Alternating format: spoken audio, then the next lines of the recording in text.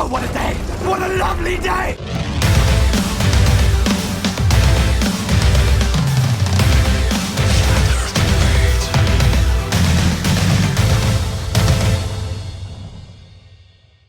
Welcome to Flat Earth Debate, Uncut and After Show. I'm your host, Nathan Oakley, and if you're new to this channel, or you've not done so already, how dare you, then be sure to subscribe and hit the bell notification icon to keep up to date with the Flat Earth Debate. If you'd like to join the community debate, then go to nathanoakley.com and check out the Flat Earth Debate forum. If you'd like to support the channel, there is a super chat that runs alongside each of these shows while they premiere. There's also a PayPal, Patreon, and crypto link in the info box below the video. Now, we're currently in the interim stages between two debates, so I'll pass over to the live panel and you can enjoy the dulcet tones of whoever the hell is in there while I set up for the next live show.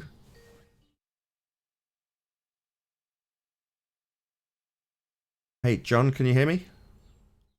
Yeah, I got you. Just started the after show, and I was just literally finished off the intro when you called. So rather than me actually opening the mic on the Hangout, providing you're aware that we are actually recording, which I'm sure you are, we can have a little chit chat before we open the mic on the Hangout. Isn't that lovely? Yeah, this is privilege. This is good timing. This has never happened before. Normally I'm literally opening the mic or you're joining while everyone's chattering away, and excellent. Yeah, we get to have a natter. We're not interfering with everybody. They're all chatting away happily. That's really cool, man. Thank you. I appreciate that. Did you hear the last show with that guy? Yeah, I was listening to a couple things that he said. I just woke up and I was interested. I said, I'm not going to probably see the second show or the after show. I said, let me just go in and I'll just listen, right? So, yeah, it was cool. So, how did you feel Ballbusters went? How did I feel Ballbusters went? When? Last week? Yesterday. It's going out on Sunday.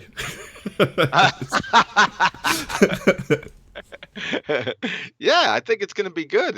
Yeah. It was good. It was excellent, wasn't it? We did really well. We got 3,000 views. It's done amazingly well. Better than any other Ballbusters. That's straight. Yeah, I'm finally caught on, man. Sorry. I just woke up a little slow. That's okay. No, that's good. Shall I raise the mic on the Hangout? Is there anything I need to talk to you about? Keep it interesting. This is the opening to the main show on the Nathan Oakley 9A channel on Sunday. Anthony Young. Oh yeah. No, if it's taped, I'm not going to say anything. Yeah, I'm not going to say anything. Yeah. Go ahead, open them. Go ahead. Okey-doke. For circle, of course. Hebrew is very clear. It's very clear, even in the allegories and the metaphors. If you know Hebrew, you would know exactly what it means. Hebrew is a very precise, very short language. That's why we don't over talk and over explain and go after what he said and what that quoted and what this guy. No, it's very logic. It's very we take out the bullshit. We try to focus on the essence, and basically the language is a kind of an essence words, because every word has a root. If you learn the roots, you know exactly what it means and where to use it. It's much harder to play with that language. So on the last show, Guy, you said, who's that guy that calls people crown munchers? He's great. Well, he's just joined the panel, so John, John, Quantum Eraser is the name he goes by. John, Pleasure to meet you. I told him in the beginning that I love your logic and I love what you talk about, and I've been learning a lot from the show as to how to look again at the scientific method and break it down. But I've been doing it in Hebrew, so it's a bit different in our language. So thank you for all the work. Well, you're welcome. Now that makes two, you and my wife. I'm not so sure about my wife liking me all that much, but we'll go with two for right now. Thanks, man. Don't all jump on the bandwagon thanking John for his great work. Excellent work all the time, John. You can make that three, at least. Everyone keen to compliment you there, I see, John. No one's up for stroking your ego to stop the sarcasm. No, but it's good. We should all do it, and it's something I think they took from us. As they said, it's besides indoctrinating us, it's basically to take us the ability to really do research. You talk with people, 5 minutes, their attention span is, then they get headaches and they can't do anything beyond that. And I'm not just talking flat Earth; I'm talking about the regular stuff, But we need to really dwell back into that in the scientific method and go through all the steps and really show where all those fallacies lies. Sorry to interrupt. What you got up, Paul? I've just popped you on screen. Oh yeah, this is when he was describing, God sits on the circle of the earth. If you think about the culture of that time, this is a yurt. This is something they use it's very common across the world that they use for shelter. And if you look, it has a circular kind of shape to it. So I'd say when Isaiah's writing his text, he's probably having this in mind as well when he's writing it, because he's thinking of what they probably lived in during that time period. So that's all. Job had some interesting text, very much about the way the world is built, and when he talks about the sky, sorry to interrupt, but just want to say about that, is that Job described the sky as molten looking glass, basically something hard and reflective, So we have, and the rainbow, I think the rainbow it's like, a very, very good proof for that when we have a second reflector out there. So what is the second reflector? Because every rainbow needs two light beams from is it not your eyeball? Source. Sorry? Is it not your eyeball being one of the lenses and the droplet of water itself being the other? No.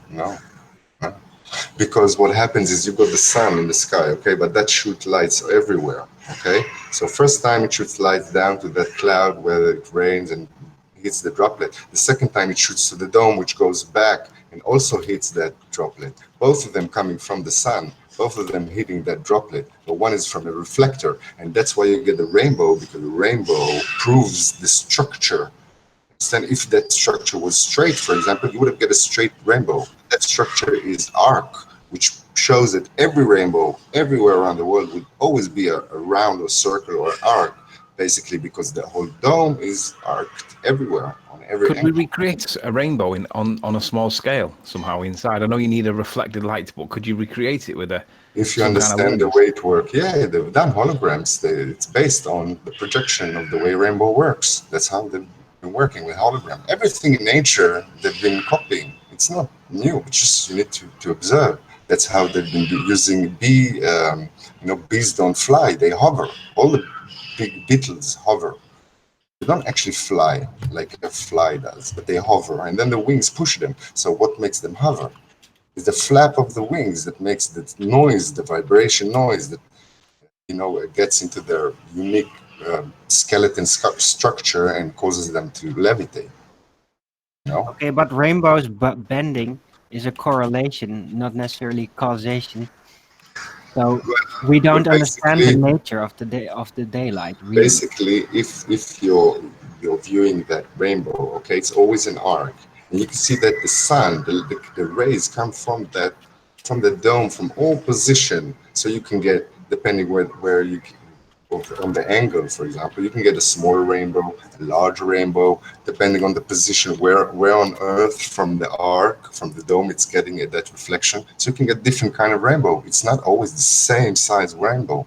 Different kind of rainbows, sometimes rainbows within rainbows, and they all have double rainbows. Basically, okay, the first layer of the rainbow, which you always see, but then there's another opposite layer above it. If you always look, you'll see the different colors are being switched. So you got like a very thick kind of a reflective shield, something that shoots two rainbows. Well, there's obviously refracting going on, the prisma effect, or there would be no rainbow.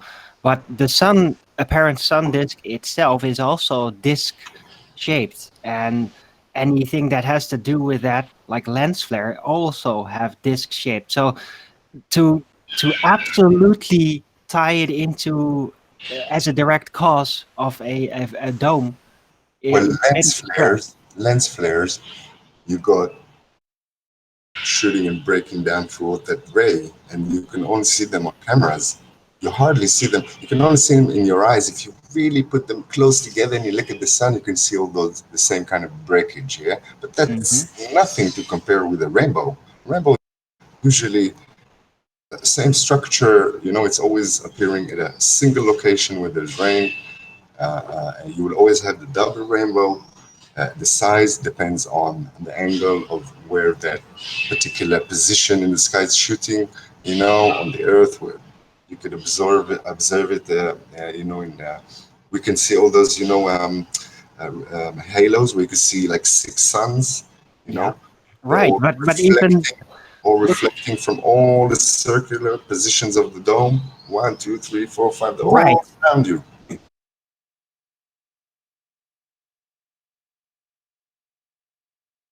Oh, what a day! What a lovely day!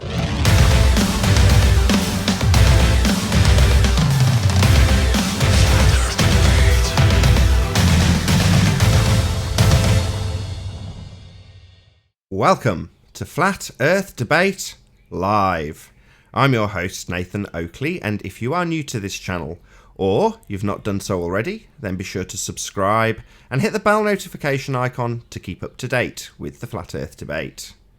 If you'd like to join the community debate, then go to nathanoakley.com and check out the Flat Earth Debate forum. If you'd like to support this channel, there is a super chat that runs alongside each of these shows while they are live. There's also a PayPal, Patreon, and crypto link in the info box below the video. Most importantly, if you'd like to join the discussion, simply mute the page you are currently watching, then click the link in the info box below this video to join the panel and express your views on the shape of the Earth. If you do join, please don't swear. If you do, you'll be ejected, and if you are, please don't try to rejoin the stream using sock accounts. You'll be warmly welcome back on the next stream. Please also share the show on social media. Sharing the show obviously increases the live audience, but this in turn increases the chances of a more diverse panel, so please share the show on Facebook and Twitter. And one last time, if you're new to the channel or you've not done so already, then be sure to subscribe and hit the bell notification icon to keep up to date with the Flat Earth Debate. Now, we are joined by Arwin, Guy, Sleeping Warrior, Quantum Eraser, Right the Hand, Paul, Flatzoid, Chris, Chocolate Saiyan, and 10th Man. Very good to have you all. Good to be here. good afternoon. Good morning. Hello.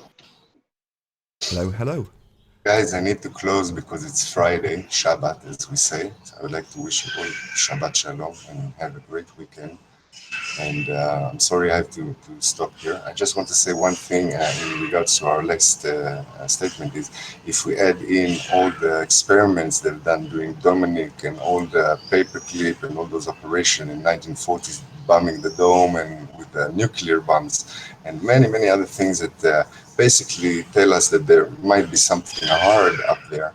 So we should take that into consideration, you know, and you know, look into it a bit more deeply and not just as you know, a theory. Well, there's definitely something up there and not a vacuum, that's for sure. Definitely. Either a barrier or a gas pressure up to a certain degree, we don't know yet. Hopefully the we'll Torah get. says Hopefully we'll get into that. hard. Hopefully we'll get into that after housekeeping. But I assume that was your attempt to bid us farewell, Guy. Am I correct? Yeah. Bye, Massive guys. thank you. Very So much. I just Shalom to you. I just plugged the last show. So Guy was on the last show talking in depth about Hebrew and various other aspects of flat Earth. His website is www.flatearth.co.il. So check out his website, and if you want to hear more from him, he was on the last show. So check him out. I'm going to rattle through housekeeping. Any signs of Earth curvature? No. No curve in sight. No. Perfect. Any signs of axial rotation of the Earth-based variety? No spin. You know. Hey, Physics Warrior, can you hear us? Loud and clear, Nathan. Very good to have you. Thank you. Any evidence of the distance to the sun? Hey, Choco. Any Nope. evidence of the distance to the sun? There's no confirmed measured distance to the sun. Perfect. Any scientific evidence of gravity? No. What? Well, you can act as if it is there and still works, like I've been saying for over a year. Aberration confirmed by other priests, heliocentric priests. Yeah, I'm not going to take that You literally, can't though. I take it was literally. right. Arwin was right about the presuppositional system. Yeah, there's a You're presupposition so of a silly, force that Arlen. doesn't exist that we can consider to be a force, even though it's absolutely not a force. You were right about the double-speak nonsense that is gravity. Kudos. There is no force of gravity. But Can you we can act as accelerate if it through is. these? Can we accelerate through these questions? I was hoping that would be the case, 10th man. We shall see. Get to gravity. I put it in out of order, hoping that wouldn't happen. But it never gets old. George Musser quotes, keep them coming. It never gets old. Any evidence of a self-perpetuating molten iron core at the centre of a presupposed spherical Earth? Nope. No, but Don't you you can have to think of prove it the Earth is a as a globe molten first? iron core. What was that? We can think of it as having Doesn't a that spherical technically core. require you to prove a globe first? Absolutely. What about that proof of globe? Any evidence of the R value, Earth radius? Tumbleweeds. Only Arwen here. No. Is that a no? Got a glimpse of the Got some muttering from Arwin. No? No evidence of the R glimpse value? of the future. Glimpse of the future.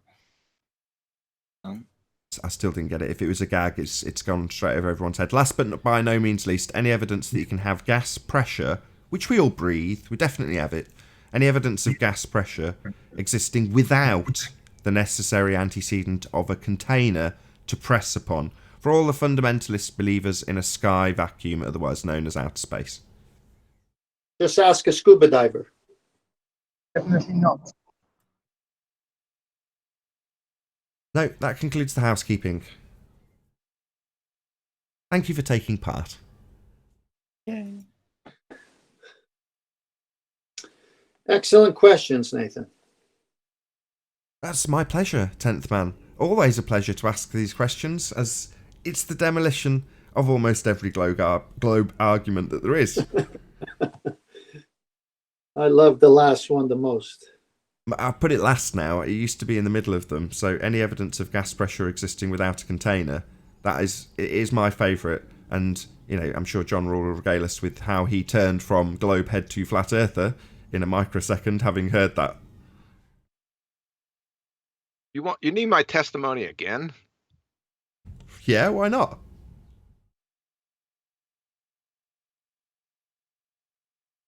Oh, Give it again. I just woke up, man. A little slow on the uptake at this point. You don't I have can to. ask some questions about this. Go on, Chris. So I was talking on an after show the other day, or I don't know, I guess call it after the after show. And, you know, because I've been doing some research based on some things some ballers told me. And I am a little bit more confused now, I will say. So, for example, lightning is, if you look at lightning and sort of how it works, it will state that when a lightning bolt strikes, that it produces an increase in the air pressure surrounding that lightning bolt, and that's what you hear as the clasp of thunder. It's like 1,000-time increase in air pressure, and then you get thunder. So I guess the question is that considered gas pressure without a container? Is the lightning bolt the container? Is it not? Is it just an increase in the air pressure that's already there, so the argument still stands? How do you all view that? No, we're in a container already. To Could it be have from the gas heat from the pressure, lightning? you have to. I'm sorry, somebody's talking over me. I'll bet you it's Arwen. It's not actually. Go on. I was one of them.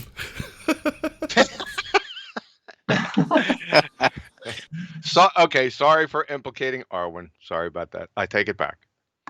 You have to have gas pressure first. That's the argument. The necessary antecedent to have gas pressure in the first instance is a container. You get it? Yeah, sorry, I coughed all over it. I'm sorry. Yeah. Go ahead, take it. But to answer his question, though, wouldn't you just call that an increase in entropy?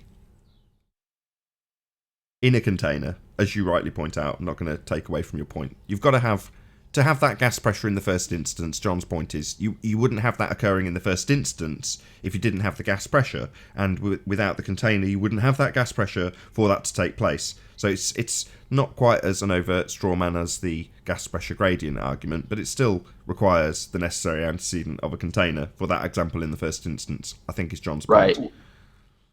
Yeah, I Chris, get that. this was the point we were talking about the other day, right? Yes. Yeah. Yeah, so my... Yeah, go ahead. I'm sorry. Yeah, sorry. I was going to say my only issue now with that is basically there's no way to prove gas pressure without a container because we're in the container. So it's sort of a circular reasoning argument then, right?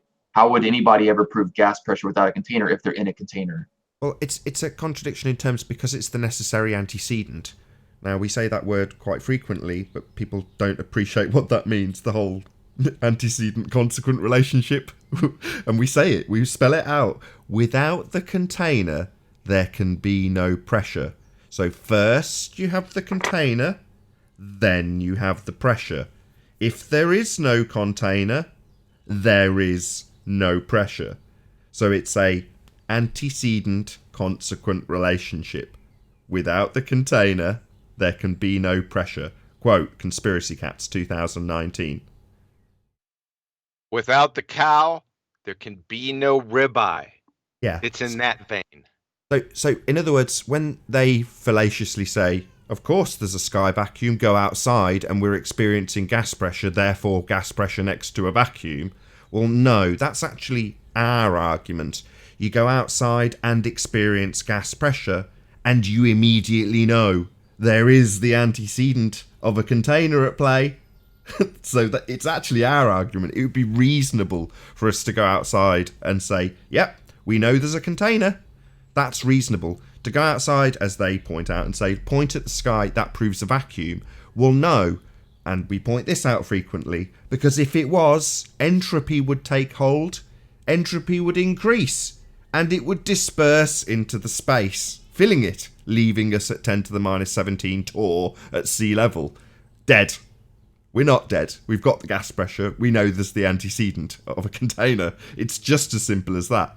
But in terms of the lightning example, thinking about it, it's like the complete other end of the scale to the pipe example. So the pipe example, you've got the walls of a container, the gas is pressing on it, and occasionally it hits the hole.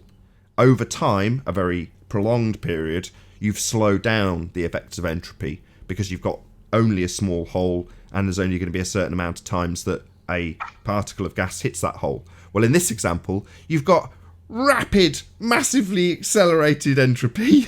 You know, it's not like that lightning. It's not like you can walk up to a bolt of lightning and go, oh yeah, I see there. Yeah, there's that gas pressure without a container. It happens in a microsecond, right?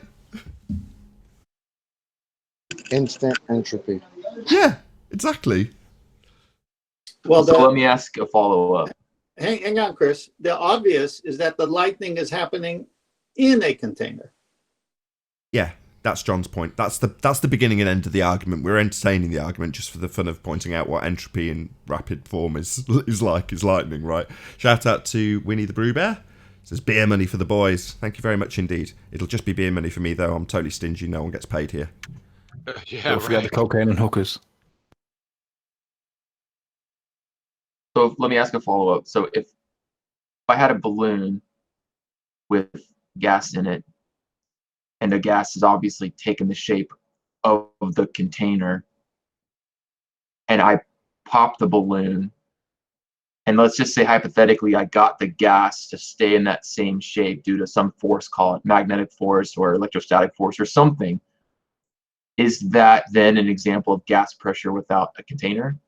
Quote, Conspiracy Cats 2018, without the balloon, there can be no pressure.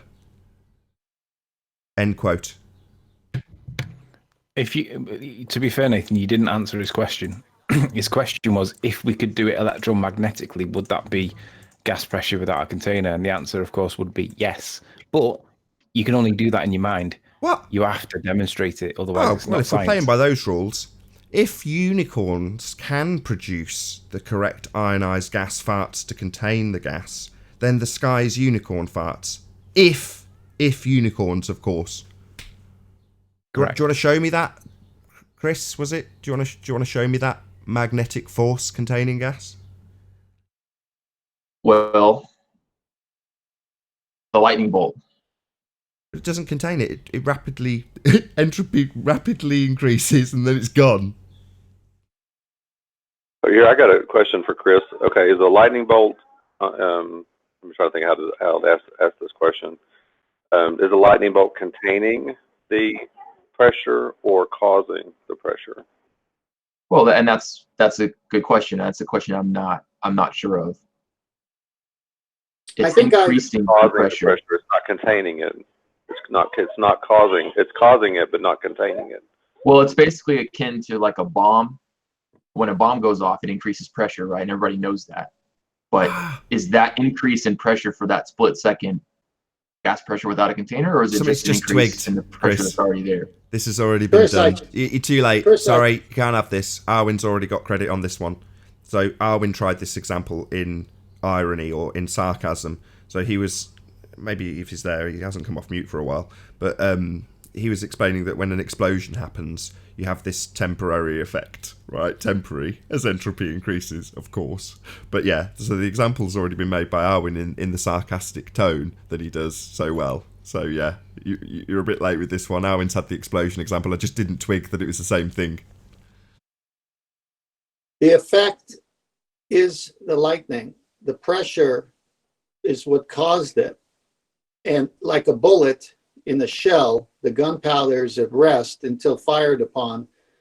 And when it expands, the bullet leaves. So if you look at lightning as the effect, something else caused it. But it's all still within the container. You couldn't have lightning in space. It doesn't make any sense. Because there is no space. This brings up something since John's on the panel I was thinking about, and there was I was on the discussion with this.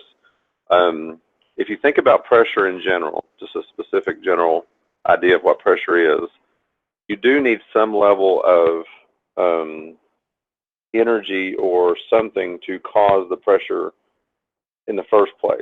Yeah, a little bit of salt. So would that not? Well, wait a minute. I'm thinking more just generically, not necessarily salt. I'm talking about like we live in a pressurized system, our world that we live in. I'm actually thinking of the ontological, going back to the very beginning. Wouldn't that mean that at some point there has to be something that caused the pressure in the very beginning? Some kind of energetic force or energetic being, obviously the word God would be implied in that, to, in a sense, establish the first pressurized system. You understand what I'm asking or talking about? You're kind of saying it takes energy to create a system. So where did the energy to create that system come from in the first place? Right. Because you need to have any kind of pressure. There has to be some kind of, something exerting exerting energy onto that to cause the pressure to begin with. Because entropy is a natural state. Everything should be just take over and everything just go out into the space into nothingness. Well, this is why John says it's a dynamic system, not a static system. When you look at a hurricane and the eye in the middle is calm, but the outsides are raging. We're going to have a dynamic system. We're going to have lightnings. We're going to have high and low pressure. They're going to act upon each other. They give us good, wonderful, beautiful summer days, and they give us torrential rainstorms and all kinds of lightning. What's the situation? It's all in the container. No, that's not what I'm driving at. I'm actually getting to the ontological, the starting point. We live in a pressurized system. It's dynamic. It's whatever. But everything that you see, like if I want to put air into a balloon, which is a pressurized system, I have to exert energy from my lungs and from my body, take that energy and blow into the balloon to create the system. To put, if I take an air tank, a propane tank, a scuba tank, I have to take a pump of some kind, put energy in that pump to force the pressure into the system. So it seems like that every pressurized, it's getting back to that, every pressurized system is required that it has to be some level of energy to create that pressurized system. So your question is, where did the energy come from? Yeah, what in the sense the initial cause of the pressurized system? That's basically what I'm driving at. What is the initial? I know that. I'm not. That's part of my implication. That's why I was saying it's the ontological primitive. You have to have something to cause this pressurized system to begin with. Because everything. There's a Latin term, ex nihilo nihilo fit. Out of nothing, nothing comes. We have order, we have DNA, we have code, we got blueprint. Obviously, someone conscious, a creator, made everything. Sorry, what was that? Was that the first law of hold on, sorry, Paul. I'm really sorry to interrupt. What was it you just said, 10th man? It sounded like the first law of thermodynamics that you just gave in a very concise way. You then translated what you said. Ex nihilo nihilo fit. Out of nothing, nothing comes is ludicrous. We have order, we have DNA, we have blueprint, we have a creator who made everything. It's obvious just from observation. Out of nothing, nothing comes. Well, actually, energy cannot be created or destroyed. Close enough. Yeah, I don't. Here's the thing that I'm talking about. Hang on, Paul. I just want to know what Nathan means by that, because that out of nothing, hang on. Energy can't be created or destroyed, but it was created that way from an outside force to create it. Sure, but what I'm saying is the idea that everything came from nature is a violation of the first law. Correct. But what you're saying is kind of akin to that. Within the framework of our existence, you can't create or destroy energy. But I'm nearly there. I'm just backing Paul. So to have it in the first instance, what Paul's saying is, well, for you to create a system, let's pretend for a moment that blowing air into a balloon is a system. It's a weak enough analogy for it to work. Well, you've got to put energy into that. Well, the energy's already there. You're just transferring it to a different place and using up your own energy in order to do that. And you've got a process that goes along with it. But in the first instance, if you can't create energy, it's not possible within the system itself, it's just transferring around, then you can't have the energy in a contained system unless it's been created. There's no way around that because it can't come out of nature. It's violating the first law. So I assume that's where Paul was going, but yeah, that makes total sense. That was a good summary. Okay, and here's the thing now. John's built the case for intelligence, right? Now, just through our simple discussion, this being that's the creator of the universe has to be extremely powerful. So we just gained two aspects, two understandings of this creator. You understand? So what we've just done, or what I was trying to get to, does that make sense? Like we not even talked about the Bible. We've not talked about any religion, but we've just gained some information about this creator. Has to be extremely powerful, which the word in theological terms is let's see what's word, omnipotent. Omnipotent, omniscient. Well, omniscience is basically all-knowing.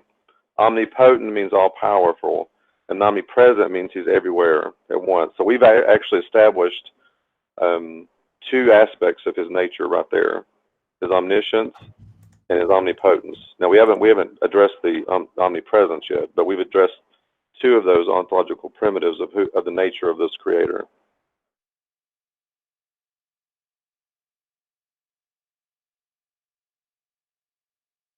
That's all. I'm gonna leave it there. We can ponder this. I know. I intentionally left a hushed pause, Paul.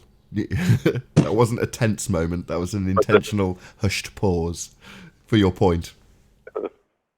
Very good. Okay. I like it. Yeah, I actually like those points, man. It's pretty good. Any evidence of a self-perpetuating? No, I'm only joking. Oh, gosh. Been a good couple of shows, much more relaxed than the last couple of days. So I'm just chuffed with the way today's show's gone. Got Google Hangouts back, in case you hadn't noticed. yesterday was a stressful. Yippee! Yeah. I've I got to can't give a big lie. I shout was out. actually Sorry, happy to see. I I just was want to give a actually big happy shout to see out. a Google link. I'm sorry, Nathan. Don't, That's all right. don't do that because chocolate, stepping all over you, man. Big shout out to Betty. So as much I was cursing yesterday, and after the fact I thought about it, I'm like, wow, I am so ungrateful. Without Betty's server, there'd have been no show yesterday. So a massive shout out to Betty for letting me have the use of her server to run the show. I'm very, very grateful. And all I did was moan. So I'm so sorry. I'm very grateful. And now after the fact, I appreciate just how grateful I should have been at the time and wasn't. So as much as I don't like Discord, I'm very grateful to Betty for actually having Discord, because we wouldn't have a show without it. So thank you very much, Betty. I am very, very grateful. I think it's the future, man. I do, possibly. and I think we can get it. We can get all those little snafus fixed. No problem.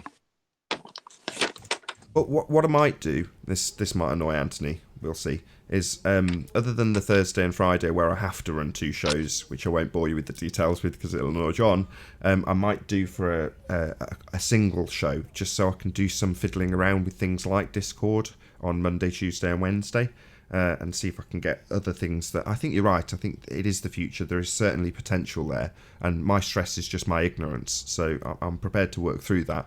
But just not necessarily on a live show. Yeah, it was. Yeah, got it. So yesterday, while we were trying to figure it all out, at some point, I'm here fiddling around with settings on the computer. I'm trying to get stuff to work, and Betty and John are like, Nathan's not saying much. I come off mute and I'm like, yeah, I've put myself on mute so you don't have to listen to me swearing, cursing the computer. Anyway, enough about me. Sorry. Let's talk about music. Oh, dude, I could talk about that all day. That is my go-to argument, is just gravity is not a force. How does it make things fall? I have had how people are preaching that a fictitious force can do something now is just, it's getting to the point where we can't even debate, because they're literally saying something that is fake can be real. I asked somebody, he said, I'm having that with Dawn right now. Dawn Treader in Discord. He's trying to tell me that gravity is a thing that we all see and observe daily. And I'm like, dude, I'm literally giving him back Moose's words. You can think of it as a force, but it's not actually a force. And he just doesn't see it as an issue. And I'm like, oh my God, you might as well just believe in rainbow. Just laugh at these idiots. I mean, we appreciate it for what it is. The fact that they don't, the fact that they're so tightly held in cognitive dissonance, just laughable at this point. It's so blatantly glaring. Good for you, Dawn Dumbo. We'll just laugh at you if you don't get it yet. The fact that all your compadres are raging against this, having a little week against Anthony, says it all. It's all very telling. Yeah. I don't get how they can not see what's going on with the bigger picture. If it's not a force, it's not a force. Even if you can think of it as a force, it's still not a force. Riley, do you think, Jeff came on last night. He had a pretty good time. Go ahead, Joe. I'm sorry, bro. No, I mean, Riley, do you think in their consideration, is the win that they're thinking about in their freaking ridiculous minds, is the win the fact that this guy said something to the effect of, you can't take it literally, but you can act as though you can, but you could also use them and apply them to force concepts. So you could use it mathematically, but it's not literal. I mean, I think they're interpreting the win from the failure for Musa to say that that Fight the Flat Earth was wrong, because he didn't actually say those words. You know, you're wrong. Then they take that as a win, but he didn't actually say, "Yeah, you're right." He said, I like the word it manifests. He said, I like that word. Yeah, I like that word too. It's a nice word. And he said, gravity is not a force, but you can think of it as a force. Somehow they've interpreted that to be a win. And I just don't understand how you can possibly take that to be a positive statement and an affirmation. It's not. Okay, at this point. Anthony, hold on. Can you just repeat what you said, John? Yeah, they keep on saying force. Chocolate was talking about force.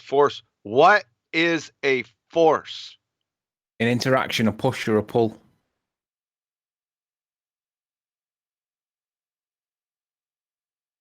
I didn't catch that. I'm sorry. Go ahead.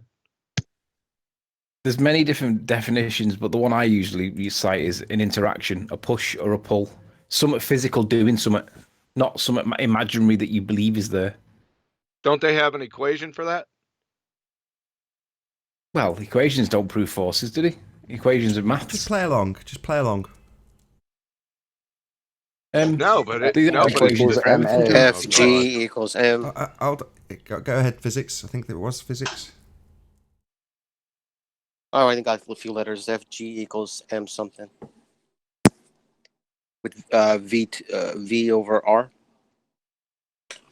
Isn't it F equals MA? Yeah, in physics, because you got to get out of the colloquial definitions, right? So you got to go what they're going with.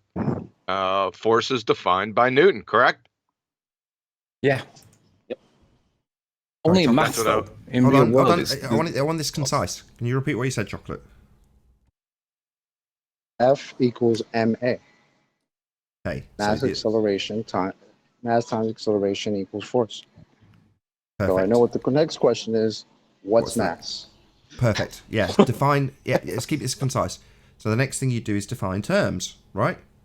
And John's question was stepped forward as though we'd asked this question or got to this equation first. But John's question wasn't what's mass. It's what's force.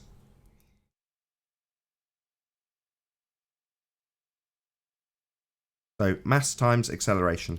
So we need to define these terms. So the next step is define mass. Anyone? They're too wise to this now. No, they're playing That's along. all right. Go ahead. No, I've told them, John. I said play along. They're all playing along. Hopefully. So mass is the amount of matter in a thing. The amount of molecules. Hold on. Go ahead, John. It's got to do with volume. Hold on. Go ahead, John. First reply. So let's keep it concise. So repeat yourself, Anthony. It's the amount of molecules in a matter, in a thing. Nah, that's a mole. No, it's not. It's mass. So, Don't play along that much. Right, so that's the definition of a mole. Correct. So we've got one definition so far that is the same as a definition of something else that can be defined within physics. So we've got a problem straight off the bat. There's also another definition about it's essentially inertia, but has anybody else got that to hand? The definition of mass that is essentially a measure of its resistance to acceleration when a net force is applied. Perfect. That's inertia. So we've got a second problem. So straight away, it's a massive problem if you just define it as a mole, because it's not. You're supposed to be defining mass, and you're defining a mole. Then we've got a second problem, which makes it even more. It's a compounded problem, because we've got another definition of mass, matching inertia. Yeah, inertia says is the resistance to any change in its velocity. Perfect. Good to have you on here, Chris. There we go. So John, just before we get to the end of this, so can you just summarize the problem there, John, if you would? Yeah, you can't have two or more definitions for the same word. That's called an equivocation fallacy. And more so in science, each term has to be specifically defined. Words mean things. So this is it's a train wreck, man. And this is last but not least for me, because I've been getting this wrong recently. So a false equivalence and an equivocation. Yeah, an equivocation fallacy is using two or more definitions for the same term in a single argument. False equivalence is just how it sounds. It's comparing to apples to oranges. That simple. Perfect. Thank you very much. Sorry to shoot you all up, but just go ahead. So Anthony said Anthony quoting Musser said gravity is not a force, but you can think of it as a force. But if you go back to the recording, it's what he said before that that's even more interesting. And it was the workings of gravity, you shouldn't use force concepts. The effects of gravity, you should use force concepts. Didn't John just said that what mean things? Yeah, that's he should be a politician. That's classic politician doublespeak. It's a joke, man, and it breaks the law of non-contradiction. So there you go. Well, it's like saying with any other thing, the workings of something, but the effect of it being different. Well, there is no cause and effect then, right? No, and it's admitted in the doublespeak. So if I put $100 in my bank account, the effect should be there's $100 in my bank account, and that was the cause of putting it there, correct? Yeah, but the problem with the equivalency to gravity is they don't know the cause. They don't have the you putting $100 in bit.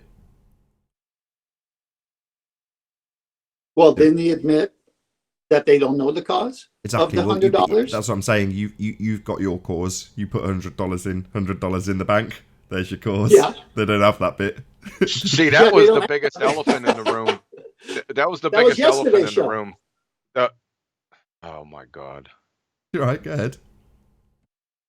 That was the biggest elephant in the room for me. Like, we already knew this, but when he said it, when they both said it, that there is no cause, well, that's the whole point of the scientific method, is cause, identifying the cause. So what they actually did was say this is pseudoscience, essentially. Yep. We've been saying it for ages. There's no scientific evidence of gravity, and upon divulging that there is, oh no, we don't know at all, or words to that effect, I paraphrase slightly, that basically is an affirmation that there is no scientific evidence of gravity, precisely as we declare. There is no gravity, there is no force. You saying it's an apparent or a fictitious force just means there isn't one. Correct.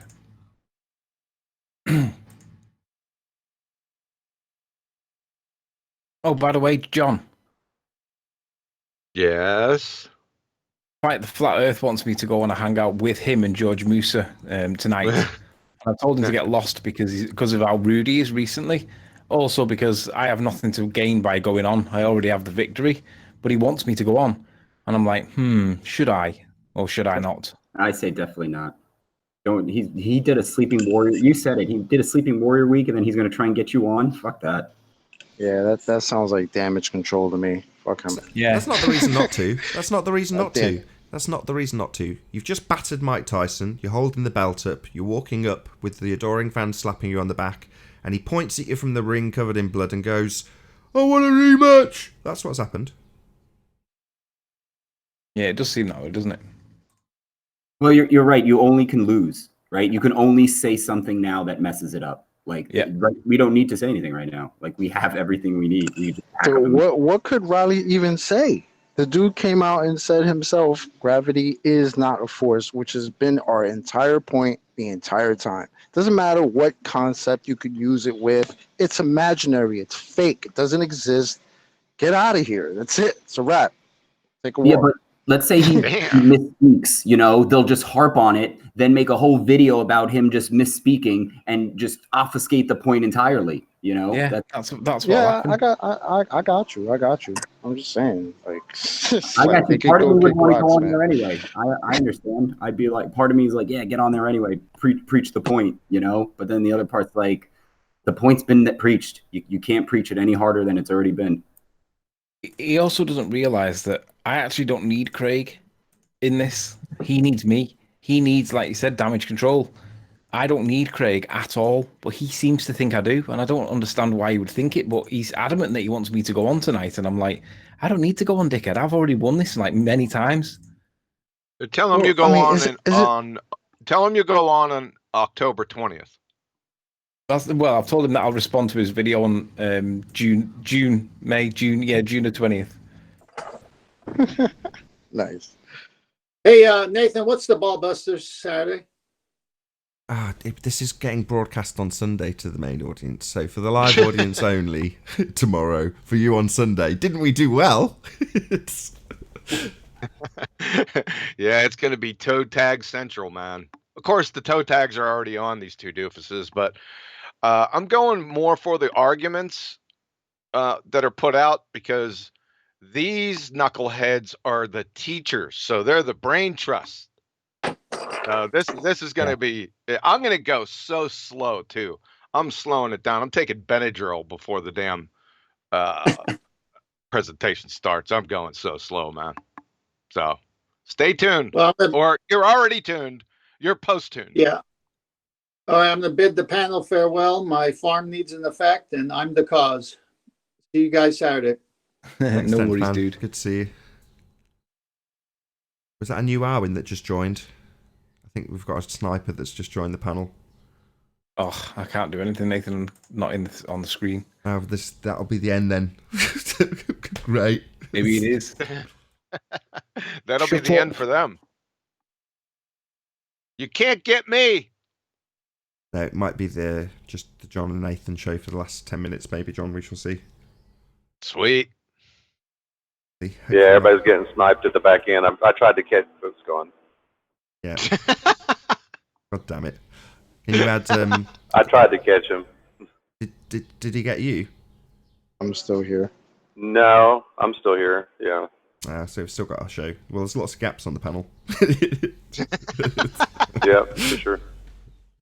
Good stuff. Maybe a Glober wants to come in and tell us how gravity is a force and how George Moose is wrong. Because I've been hearing that. Because all of a sudden, it's okay to tell us that these science guys are wrong all over the place. So funny. They got a real boondoggle on their hands. Oh, the whole thing went. No, I just added Anthony and Arwin. Who else do we have in the panel that was catchable on Skype? I don't even know, man. Paul. Oh, I'll have yeah, Paul. Well. Get Paul. Yeah, I'll have Paul.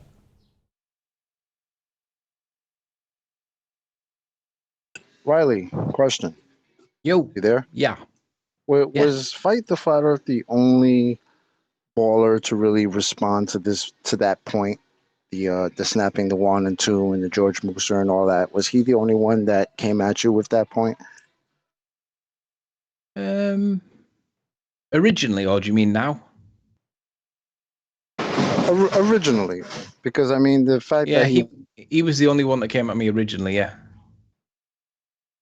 We've lost Chocolate as well. Is Chocolate in Skype? Yeah, he's in Skype. Fake Skype. Master got pretty much everybody. Oh, brilliant! Thanks, Chris. I'll keep this hangout running for the next 10 minutes then, and then we'll just go into the after show afterwards. Yeah, if someone else can add, we've added Paul. Who else do we need to add on Skype? Can someone do it, or do I need to do it? No, I'm asking who, Chocolate. and then I'll add them. Chocolate now. Just Chocolate, okay. Just pick one. Go ahead and hit add people to the call and just surprise them and say, welcome to the show. No. Yeah. Okay, I was in the hangout. Now you got me on Skype, so I didn't know. Yeah, we've got I'm a going sniper through in. my list. You hear me? I'm going through the list. Hold on. I'm gonna do it. Fortunately, we're like 40 minutes into the show, so even though this is not the most riveting part of the show, it's not right at the beginning, which is the worst thing that can happen.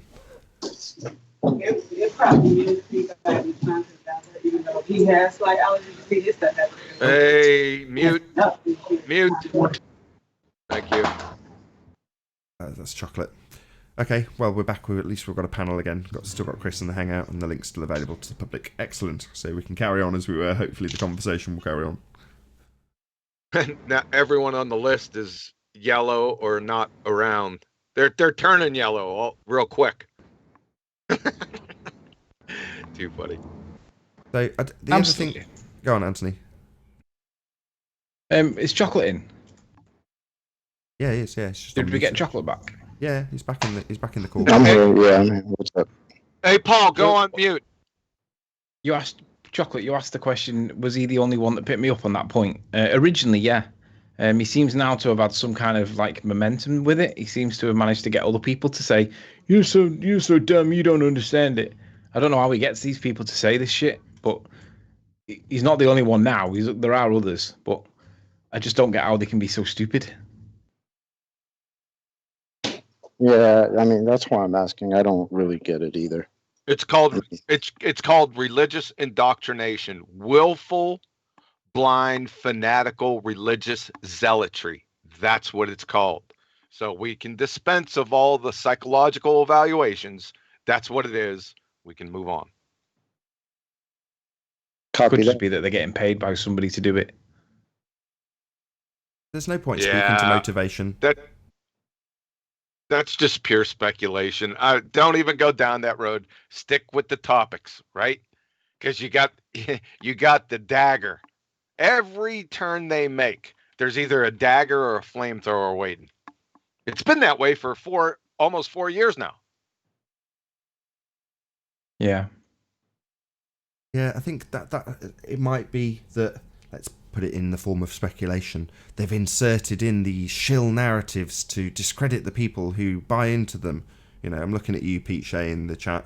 So, yeah, that might be the case. There might be disinformation agents that have inserted these bullshit narratives into our midst so that we use these narratives and discredit ourselves. But you've got no way of proving that.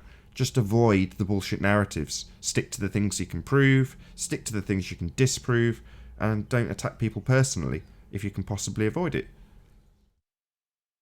Well, Pete thinks I'm an agent. I know that's not shocking to anyone. He's been going around saying that and I haven't said anything about it because we know Pete.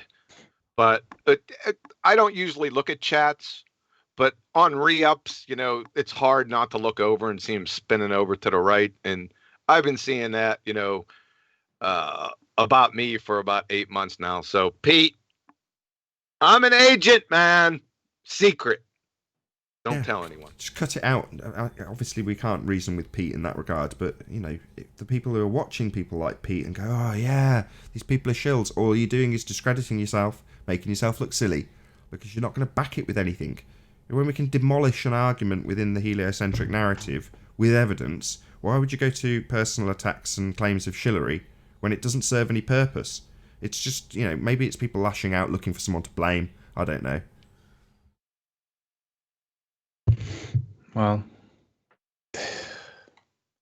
bottom line is they can't prove any of their claims. Hey, Anthony, don't go anywhere, man. After the show, after the after show, don't go anywhere. You'll have to stop saying that. It completely kills the mood every time you say that. You know that, right? Sorry about that, man. But sometimes Anthony likes to drop out. And then we say, where's Anthony? No, he's gone. So I just want to prevent that for this occasion. Thanks. Best you reiterate it. I would say that's the most sensible thing. You watch the conversation die now on its ass. This isn't the end of the show. We're not ending. This is not the end. We're in the middle. This is not the end. It's merely the beginning. I mean, I'm glad for this Craig thing. I said it at the beginning of the last show. I give you the credit for this, Anthony. You've pushed this, and it's ended up in a reaction. And that's how these things work. You know, I know you gave credit to Craig, but all he's doing is supporting our narrative. You know, the Musa quotes are never going to end. They're never going to get boring for me. I agree. I think that Craig's just got this innate desire to be some kind of Billy Big Dick. I think that's all he wants to be, and I think he'll do it at any cost, even if it means taking one on the face. If it means shooting himself in the foot, I think he'd do that so that he could get the fame and glamour that he thinks he's going to get after being some bloke that did something. I don't even get why he'd want to do it, but he does seem to be motivated by some perception of glory or something. I don't know. He's certainly not after the bloody truth, is he? Everybody can work that much out. Seems to make it really interesting in the chat. Jerry Hoffman, Nathan Oakley, 1980. Bitcoin can prove flat Earth, node locations and connections. Anybody an expert on Bitcoin and what that means? No. Ute, you in the chat? Resident Bitcoin expert? Let us know what that means. I don't know what that means. No, Shane's no one who knows about Bitcoin. That seems interesting. Thank you very much, Jerry. I'll look into it. Hey, what about the debate that was going on with Paula and that other guy about meat? Where's that gone? Oh, the guy. Yeah, I remember. Nathan Thompson said his partner in crime, so to speak, has got a challenge out on the table for anybody who wants to debate veganism in the Bible. Now, we had like a pre-show to it, because obviously Nathan Thompson himself was pretty adamant that it's not his arguing point, although he had the vague strokes of it, and he put them across very dutifully. Thank you very much, Nathan Thompson. But yeah, what happened to that? We'll have to ask Paula. That was a great video. Yeah, I was actually wondering about that. I asked Paula about it the other day, but never heard anything else. That was a really, really interesting video. You know, I'm not the most biblically inclined, I'm the first to admit it, but that really piqued my interest, and it got a good response. You know, it's well over 1,000 views for a little, you know, it was only about 15, 20 minutes long, just discussing the idea of debating it and some of the broader points. And yeah, got a great response. I'd love to host that. Paula, if you're out there, hopefully you can get in touch with Nathan Thompson, find out who and when. Not another word, says Paula. Oh well. There you go, there's your answer. Not another word, says Bible literalist. I think they know they're going to lose. I think that's why they kind of backed out, I think. Oh yeah, I mean, I know the outcome, but it's still interesting because it revealed certain aspects of the biblical take on that subject, which, yeah, most of us have got an idea of, you know, the fishes and the loaves and some of the stories, but it doesn't necessarily mean it'll cement the idea of the counterpoint of veganism being contrasted with it, right? That's really interesting, or at least I thought it was. Yeah, I thought it was too. I wanted to hear that.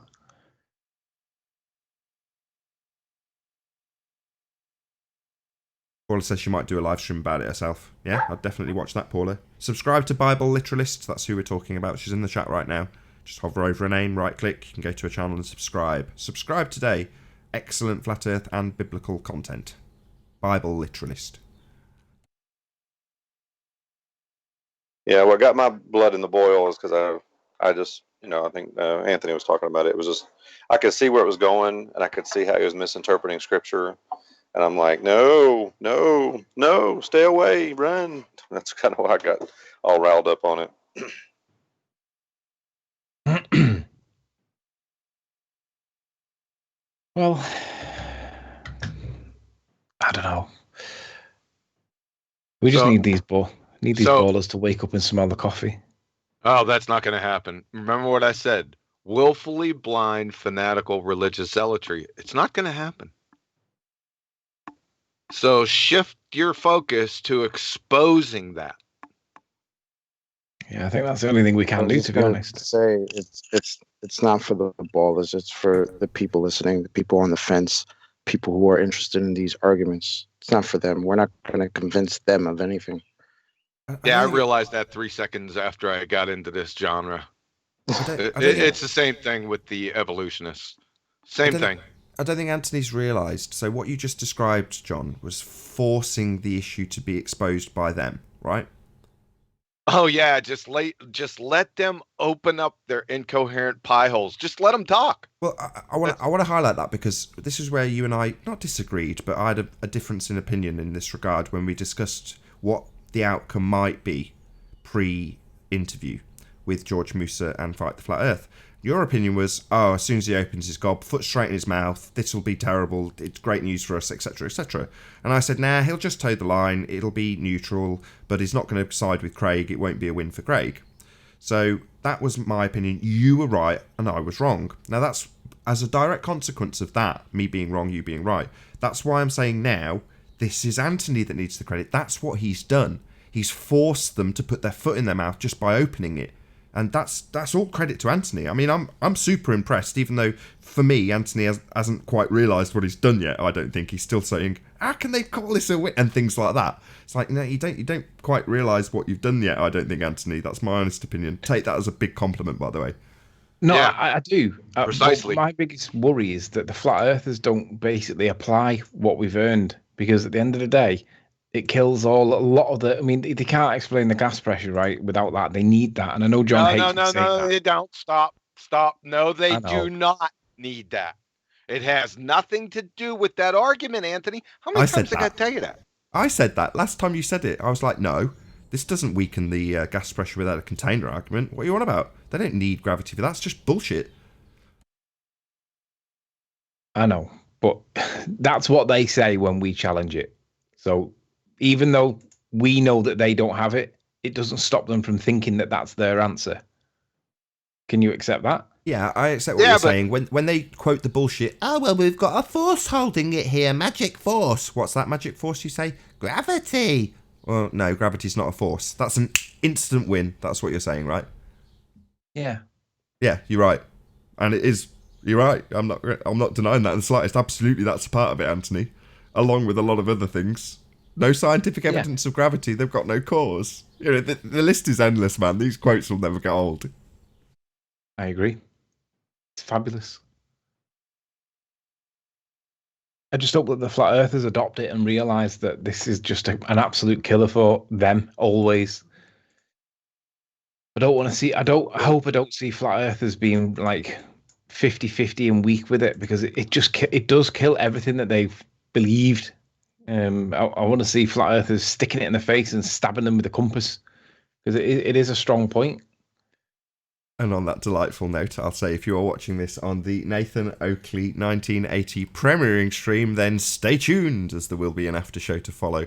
Hopefully less of the stabbing people in the eyes with compasses and it being a sharp point, but nevertheless the after show will follow shortly if you're watching on Nathan Oakley 1980. Unfortunately, if you're watching this live on Nathan Oakley channel, then this is where we bid you farewell. A massive, huge, enormous thank you to all of you who tuned in, liked, commented, shared, subscribed and all that good stuff, and of course a massive thank you to all of today's debating panel for making this live show possible. If you need to keep yourself occupied after the live stream is over, then go to nathanoakley.com and check out the Flat Earth Debate Forum to keep up to date with the community debate. I've been Nathan Oakley, and I'll see you all in the next video. Stay tuned if you're watching on Nathan Oakley 1980. Oh, what a day!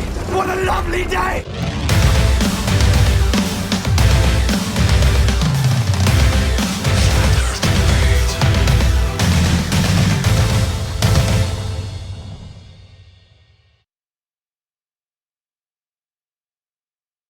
Know about him. I don't know if he's over there in the UK or not, but I know John may know him. His name is Kenneth Copeland. You know, he's a big televangelist here locally in the U.S., and he rakes in millions of dollars. And a reporter kind of snuck in on him and said, you know, about why did you buy this $1 million Learjet? And he's driving a Mercedes, you know, SUV, black SUV, and he's all this money. You know, you think to yourself, it's guys like him that give Christianity a bad name. You know, but that's the thing. It's you're going to fight that battle. Like I get that all the time. Christians are hypocrites, or this or that, or I hear that kind of stuff all the time. And I was like, you know what? If you get down and really try to understand, that's why you've heard me say this to you, Anthony. If you read the Bible yourself, and you know, look at it for yourself, not what a preacher's telling you, what I'm telling you, what 10th man's telling you, what some preacher, you know, it just look at it for yourself, learn the information, gain the knowledge, and a lot of the questions that are out there will get resolved.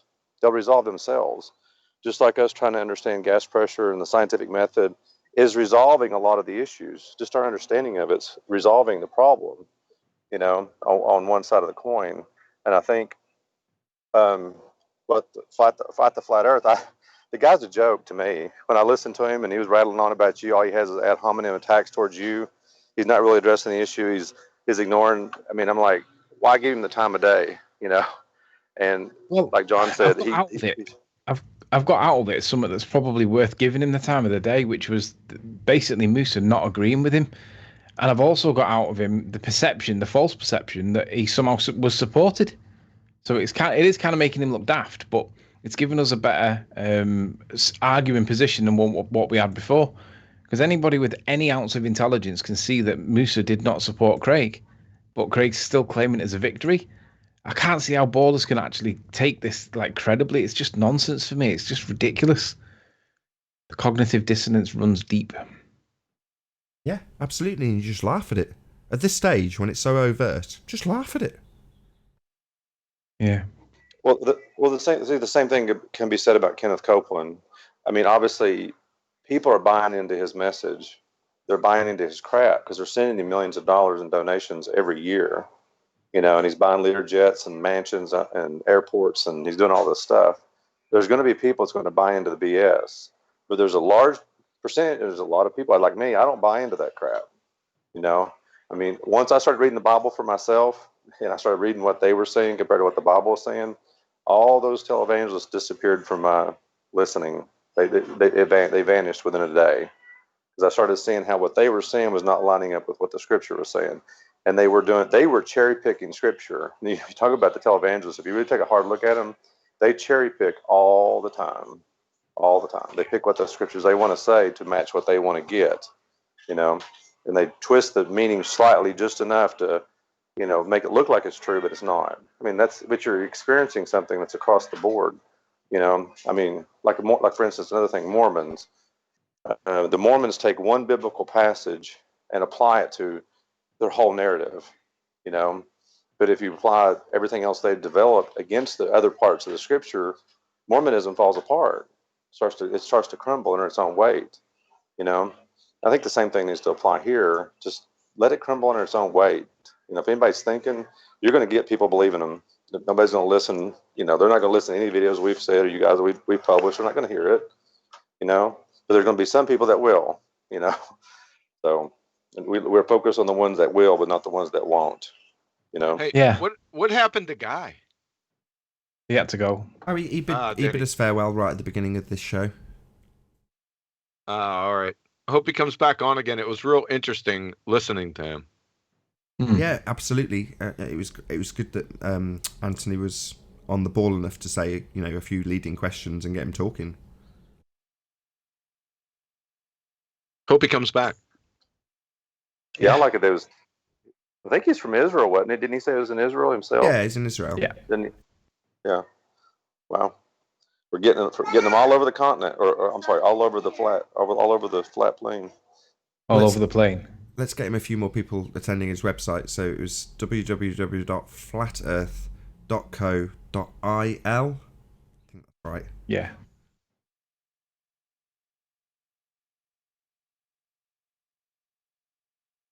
Yeah, somebody super chatted and was like, "Oh, it's got a really pretty site." So I'll have to check it out, see what it's got going on. Nathan, how do you interpret Fight the Flat Earth reaction? Do you think that he's genuine or do you think that he's deluded? I said this all along. I've been saying this for ages. Deluded. Completely delusional. But I said the first thing I said was don't concern yourselves with the delusions of an idiot. Focus on the prize. What George Musa said, all those lovely quotes from a credible source. In terms of the weight that Craig in any way, shape or form lends to this argument, it's virtually non-existent. Musa, on the other hand, yay! I just don't understand how Craig can think there's a victory in there for him. I just don't get it. It's like... Because he's deluded. He claims he's got a first-class honours degree as well in physics. And I'm like, you can't possibly have... Deluded. Wait a sec. What? Wait, say that one more time. He claims he's got a first-class honours degree in physics.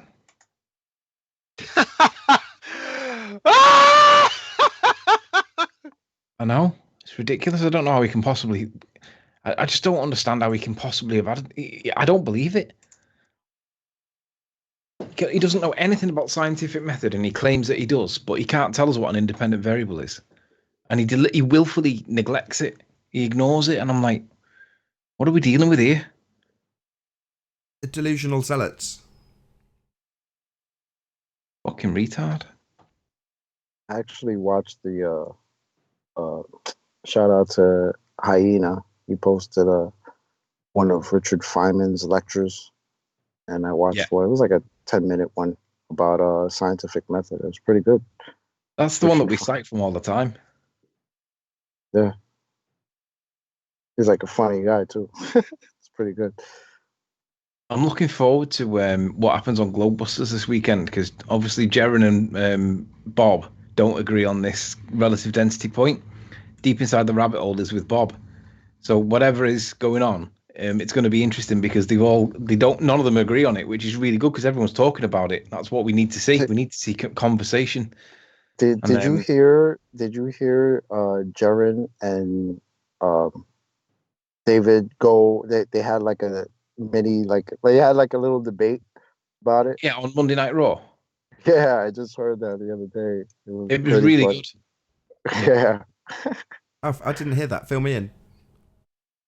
So deep inside the rabbit hole, and Jaren don't agree on that topic, and they were basically sparring off. But Bob was supposed to, I think Bob, they're having something on Sunday, and it looks like it's going to be 2v1. And I said, Jaron, don't let it be 2v1. You'll lose by numbers.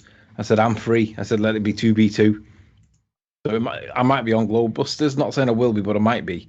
Just to basically support Jaron, basically, because me and Jaron are the two pushing this at the minute. And it's like people are genuinely asking questions, which is brilliant. It's the way it should be. We should be having conversations. But it's just interesting that deep inside the rabbit hole, it was acting very. Somebody said in the messages underneath, he was acting very much like a baller. Just complete denial. And then I put something like, "You can call him a baller. No, he's not a baller, but you can call him a baller if you want to," or something like that. Just acknowledging the Musa quote. It's funny. I think it is a process, though. We're shedding indoctrination, and we've all been brainwashed to assume there is a force that doesn't exist. And it's a hard thing to relinquish when it's so well indoctrinated into us and so unnecessary. The fact that it's an invisible non-force that is fictitious and apparent but not really there and can't be taken literally, and all these great quotes that we've now got should cement the ideas in the globeheads that aren't globeheads, just the normal Joes that think they're on a ball but are kind of curiously looking into this stuff will hit home. There's no doubt about it. And it also supports all the people who are out there making these arguments. But ultimately speaking, we're hopefully in the process of doing so for the people on the flat earth side that still think there needs to be a force, start to appreciate that even within the narrative that needs a force, there isn't a force. Yeah. Exactly. We've got no need for gravity here on flat earth. There is no necessity for anything to describe things being pushed out of disequilibrium. There is no need. None. One of the biggest things I think too. Oh, I'm sorry, Anthony. No, it's good. Go. I was just thinking one of the biggest things I've seen is I've had to go through this. Is hold on, they're hollering at me. Go ahead, Riley. Somebody's hollering at me. What's really interesting is the technique known as gaslighting. The person I heard claiming gaslighting the most is Soundly. Soundly genuinely believed that we were gaslighting him for whatever reason, right? I don't know why he thought that, because it was legitimate opposition. But I've never really had anybody deliberately trying to gaslight me before.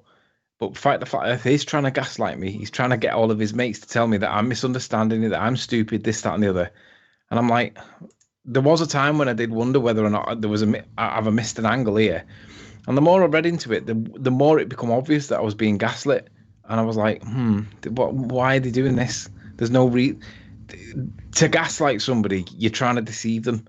And that's what they're trying to do to me. And I'm like, You know where that term comes from? Gaslighting. It comes from, you have told me. I can't remember. Go on, tell us again. It comes from a movie called Gaslight. And the basic plot of the movie is a guy and a wife who live together, and he's trying to convince her that she's nuts. And the way he does it is by telling her that he's going out to work and then hiding and then turning the gas lights on or off, depending on what they're left as, so that there's something happening in the house that seems to be beyond her control. So she slowly starts to think that she's going nuts. So it's a way of changing the environment around you, and in this instance you're right with your analogy, it is gaslighting. By telling you that you're wrong and making endless videos about how wrong you are, it leaves the impression that you're actually wrong in your mind and might weaken your very strong position.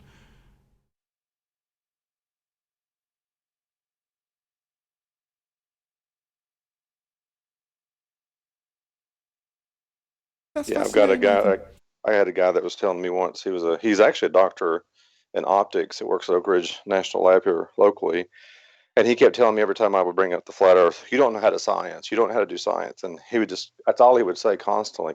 It's like, instead of you telling me that I don't know how to do it, you as the supposedly educated person will walk me through this and answer my questions and don't call me stupid. Because it did get me a while. Like, am I stupid? Am I really ignorant in this? And my questions off base? Yeah, because he's got the doctorate. That's part of the program. Education.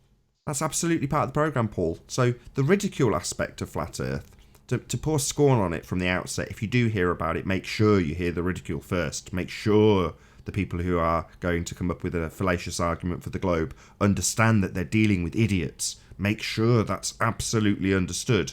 So that the general position, most people who approach this subject come on the debate, for example, and their position in their mind is, well, I'm right. I'm absolutely right. Not only am I right, I'm dealing with total idiots here. That's their position.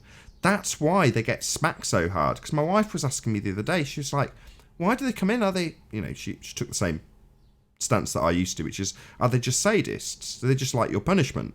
I'm like, look, come on. First I was like, come on, I'm just putting my argument across. I don't want to be a masochist. I'm not enjoying punishing these people. That's not my bag here. Whether or not that's the case for them. But I don't think it is. I think in their mind, they see us as idiots. How can they possibly be right? We know it's a sphere.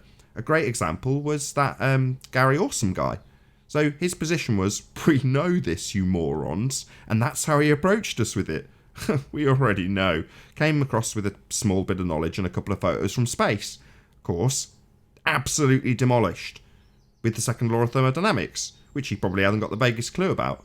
So, in the face of their assumed stupidity, they come up against actual science. But if you've got somebody that's even further down that indoctrination footpath, the guy who's got a certificate to go with his name tag, well, he's going to automatically assume that you're not only stupid, but should be and would be, if you weren't stupid, listening to him. Yeah, that appeal to authority that the Rumpus and George are trying to create in Jose's hangout is just unbelievable, because what they're saying is, unless you've got a degree, you're not intelligent enough to have this conversation. And that's just not true. Everybody's intelligent enough to have the conversation. You've just got to look for the evidence. Now, I agree that not everybody's got the skills to be able to do the analytical interpretations of the evidence, because it comes with time, it comes with experience doing that. But when you learn it, it's not that difficult to learn. Evidence is based on how strong is it, how credible is it, how verifiable is it, but basically you got to look for the weak points in the evidence. And if it's not verifiable, if it's not credible, it's not going to be strong evidence. Where does it come from is the most important thing. How is it primary? Is it secondary? Or is it tertiary evidence? And most evidence is tertiary or secondary. There's very little like primary documents or primary evidences that we can actually get. But when we do get them, like Musa would be considered a primary source evidence because he's the writer of an article that would have been secondary evidence first, because it's a journal, but it ended up being primary because you got the bloke that wrote it. That's really strong. But it's knowing that the difference between primary, secondary, and tertiary evidence, credible, incredible evidence, verified evidence, unverified, all those things is what allows you to come to the conclusion that things are not necessarily the way we're told. And people are getting onto it. It's good to see. Do you not think just that will backfire? It just takes a long time for it to get through to people. Do you not think that'll backfire, saying they're not entitled to have an opinion on this because they don't have a certificate? If you were the average layman listening to that or watching these conversations, trying to make up your mind, and somebody who just lost so terribly with their own source on their side, on their show, and you then heard as a response, you must accept what I say, I'm more educated than you. If that was the response, wouldn't that backfire? I would assume they didn't that quite would word backfire. it as harsh as that. They were alluring towards that, probably to test the waters, so that they could be the authority, self-appointed authority. But you're right, it would eventually backfire. It's just whether or not it'll backfire. It depends on how they word it and how they make it sound. But they want Rumpus to be the authority. They want George to be the authority. They want these people that are on their side of things to be the authority. And I just laugh at it. I just think this is ridiculous. I know this is going out. This You is got going out. George and Rumpus being the authorities. Oh my God, that's what you got. You're exactly right. I love it. It's like a friggin' clown show. We're all underneath the tent and just let them open up their mouths. Love it. Yeah. Here's a question: what makes someone the authority? What makes anybody the authority? Being what correct. what would make you an authority? Being right about a specific subject that you know stuff about. It would have to be self-appointment, wouldn't it? That's what would be the authority status, by self-appointment. Demonstrated expertise in the subject area. There you go. That was what I said, but much more eloquent.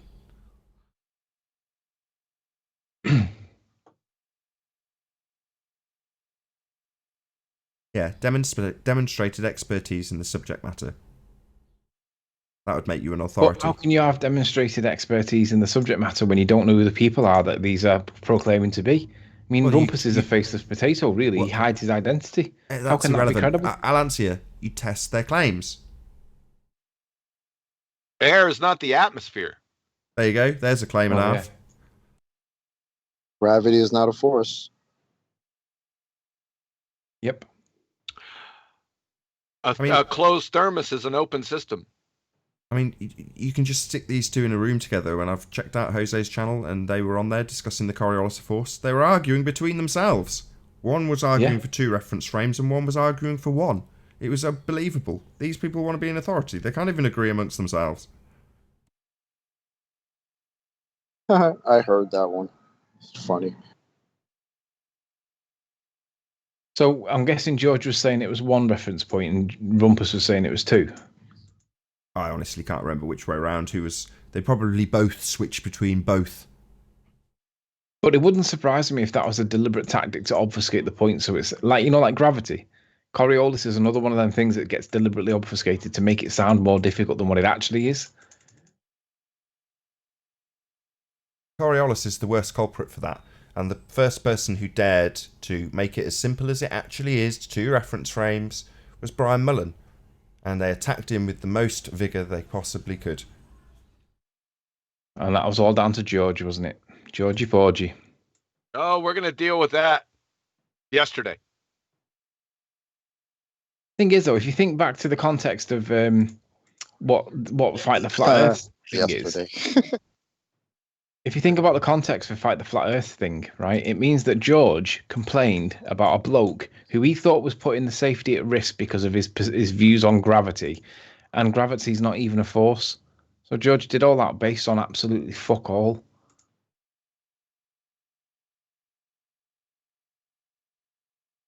When you put it like that, it's incredible. Yeah, these people are zealots that will fight to the death for their religious belief. Zealots is the word. So what? So tonight or whatever, it's supposed to be like a round 2 with George and this guy? I don't know see what I agree why to. Would he come out again and like what is he going to accomplish by coming out and speaking again? Is my question. I think he just wants to. I don't know what I don't get it. I don't get what his motive would be, because George Musa really hasn't got a horse in the fight here, has he? Really? Right. But he seems to be getting in. He didn't appreciate what he was letting himself in for. John knew it. As soon as he steps foot in this arena, that's it. It's fair game. Well, he didn't realise what he was letting himself in for. He's done a little interview. Next thing you know, praise be to George Musa. Thank you very much for making it clear that Cavendish is nonsense. That's precisely why we cited you in the first instance. Hooray. So he's maybe cottoned on to the fact, I'm just speculating, and gone, oh no, well, I can clarify that and get around that and get around this, and I'm going to now back John and go, yeah, I think he'll just end up making it much worse. But wouldn't that be the reason then that I should go on? But to be honest, the reason why I don't want to go on is because Craig's got such a vitriol and scorn at the moment. His demeanour is just disgusting. And I don't want to encourage it, because that's not the way to entertain me. I would rather speak to somebody normally and have an on-topic disagreement than have to go on at the result as in the consequence of being told things like, oh fucking hell, all the things that he's been saying. I don't even know what they are, but I can just imagine based on some of the things that people are telling me. But to get me to respond you're not gonna get me to respond by being like rude and curt. It's not gonna work. Tell him October 20th, man. I've told him June the 20th. What was the score with that? Did you ever find out? What? Why was there a delayed release for his apparently unedited video? Well, he never gave a reason for it other than he said he's busy. And yeah, sure, he might be busy, but if you were busy, you would say it'll take me a week or 2, but you wouldn't say specifically it'll be on the 20th. Why? How would you? How and why would you do that? You wouldn't, would you? Because unless you were orchestrated, that's my view. I think I don't think he's got the freedom to write creative content all by his own volition. Plenty of time to edit it. No, I don't think that's it. I don't think he's got the skills to edit it himself anyway. I think he said he's got a producer. I think somebody else does it for him. Producer? That's what he says, yeah. Sorry, a producer? That's what he says. But on YouTube, you are the producer. I know. I don't know whether that's like an admission of his guilt or is it something else. I don't know how to interpret that. I interpret that as somebody trying to make out like they've got an production entourage company behind them. You know, they're more than just a YouTuber. Yeah, that's how I interpreted it. But that is like you've said. I questioned this when you first said it to me, but that does fall in line with what you're saying now. It makes a bit more sense if he's professing to not be the producer of his own content, then it's not his content. He's like a voiceover artist. So if he's not the producer, then it's not his content. The producer is the person who produces the content. Seems to be, yeah. That is how he worded it. So it's just a puppet. I think so. Oh wow! You're saying things that I don't even know about. You said that this is a disgusting attitude. I don't watch Craig. I still haven't got around to watching him interview George Musa. I've seen plenty of snippets. I've seen lots of text with it all detailed in black and white, but I've not actually watched the whole thing yet. So I just don't watch Craig. I don't get the time, and even when I want to dedicate a bit of time, as much as I'm motivated to watch him, I still don't. But what's this attitude you're describing? You'll have to fill me in. Putrid he's like the male version of I'm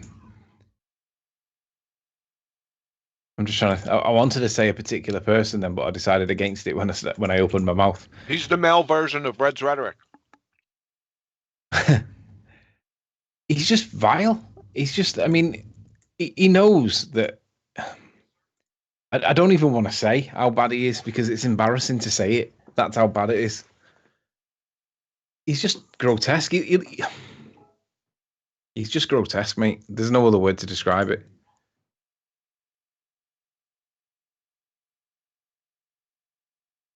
He seems to be encouraged by drongos on their side that are all the equivalent of like Britney Spears, but like in human form. This is the next question I've got is, whenever you look at something like this, I know I've said don't speak to motivation, but what is in it for George Musa? What was in it for him? I have no idea. Honestly, I think he might have been just trying to be polite, or maybe because it's the flat Earth, and debunking the flat Earth, he thought, well, I'll go in here and attack these guys. Or, I mean, it might be something completely innocuous. I don't think he has any malicious intent. I would say, my opinion, but I don't know the guy, obviously. Yeah, I don't think he had any malicious intent. I think the guy probably planned on doing good. Inadvertently, he stepped into something that was a very heated disagreement, contentious, not realised it was as contentious as what it actually is. Maybe he was relaxed, maybe he was a little bit complacent, I don't know, but he's fucked Craig good style, and I'm all right with that, to be honest.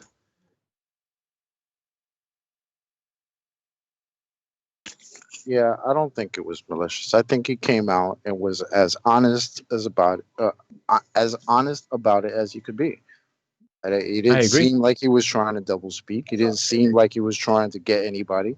It just seemed like he came out and was just like, yeah, gravity's not a force. We don't take it literally. You could apply it to math and all this other crap, but we don't take it literally. And Newton himself didn't take it literally. That's the thing. These are all his quotes. Like, he filled so much in that, in the first 10 minutes with unbelievable nonsense that it's fantastic for us. Yeah. I'm just dismayed that Craig can somehow perceive some kind of victory. I think what he's doing is, if he tells everybody it's victory enough, they'll believe it, even though it's blatantly obviously not. I think he's prying on the lack of an IQ of the most ballers, because most ballers should be calling this out and they're not going to do. Makes me feel sick.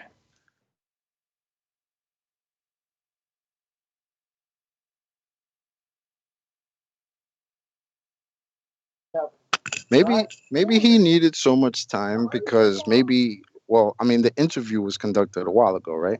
So maybe he knew that it was not exactly his way, and he just needed time to fix up his contingency.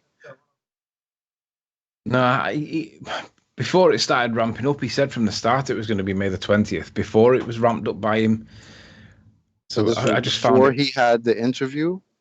Yeah, already? before. I think it was done before that. Oh, okay. The only reason why I could think that might be a case, some kind of other thing, is if he actually somehow orchestrated this with Musa. Maybe he threatened to get Musa, knowing that he could get him anyway because he'd already spoke to him. I don't know. I just don't get it. I just don't trust anything he says, and I don't think he's been anything other than a Neanderthal. He appeals to the Drongos. That's what he does. Sorry, are we still taping? No. Hello? Yeah, I'm still here. But I don't know if we're taping or not. Hey, Nathan, we still taping?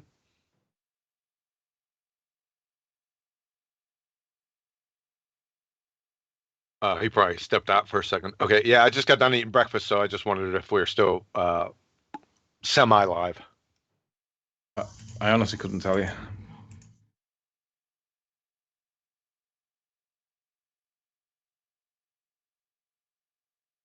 Chocolate. Yes, sir. Get stuffed. Why do I gotta get stuffed, bro? I don't get stuffed. I do the stuffing. Sorry.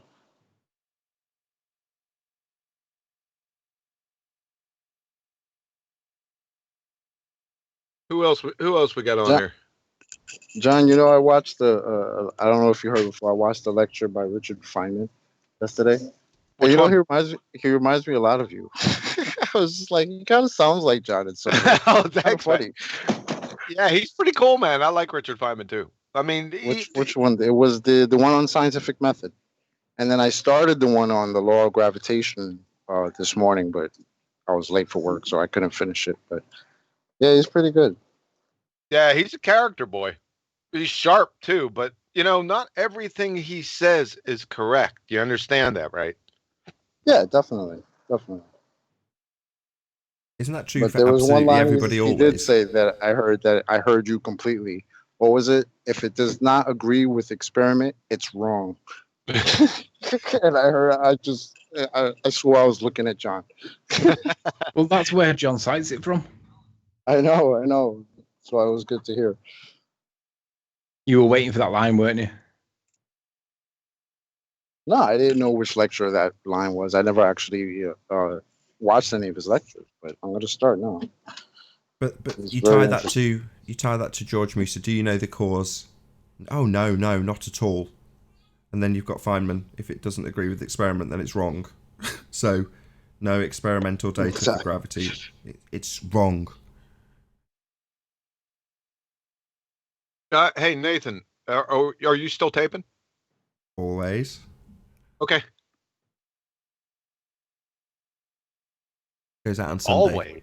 So assume Wait a that I'm second. always recording. Always. Not when I'm sleeping, no. Although that might not necessarily be the case depending on how boring the panel is one day, but that's never happened so far.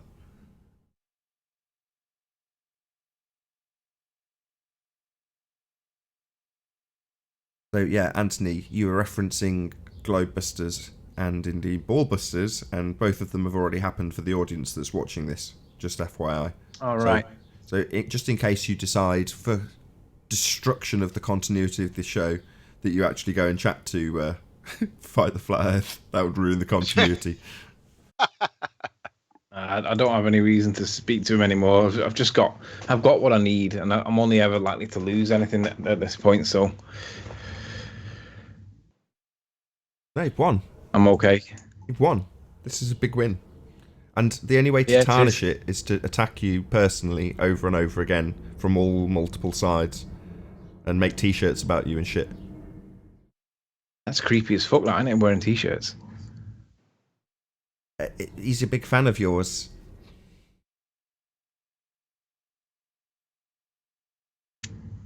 I don't get the guy. I think the guy's a weirdo. Why does he always get them too small? Every time I see him, I see his man tits through his t-shirt. Yeah, that's all I ever see.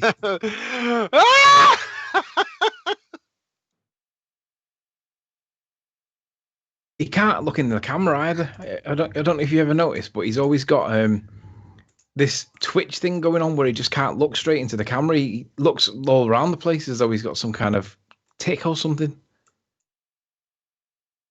Any more ad homs? Very unusual behavior. What, one in for a penny?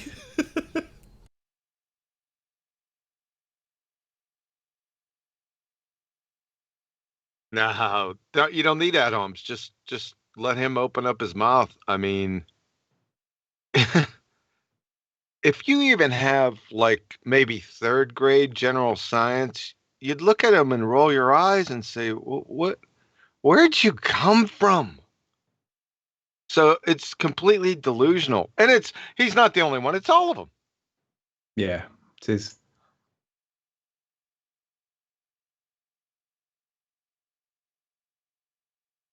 So, just out of interest to all the people who are still on the call, do you think I'm right in regards to this George Musa demolition of the heliocentric version of gravity? Will it have any influence, as I believe it will, on those on the fence or with a staunch belief in a downward force on our side of the argument?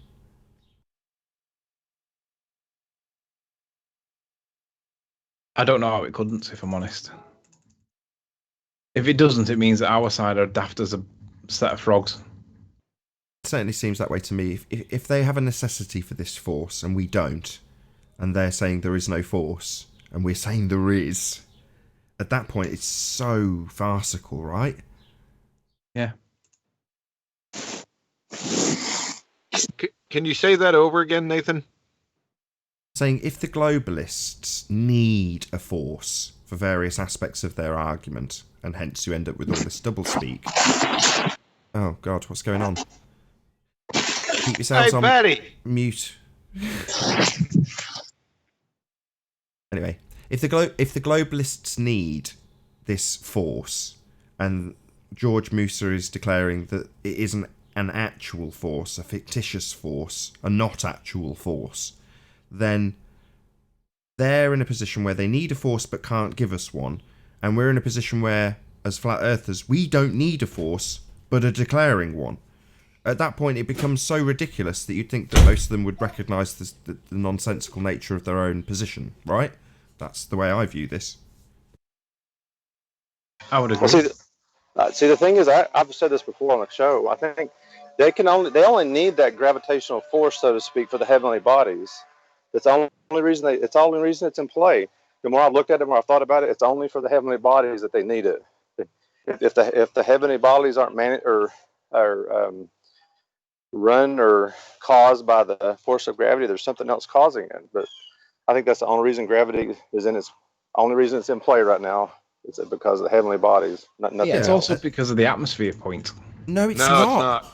Anyway, let's move past that. So you're right, Paul, and I think they've recognised that there's a slight problem with the original narrative of gravity in the respect that it's something that's Earth-based and can be debunked, whereas most of this space religion is based in space. It's a space religion, so why not force this particular aspect of it out into the sky, beyond the realms of anybody being able to test it, etc., etc.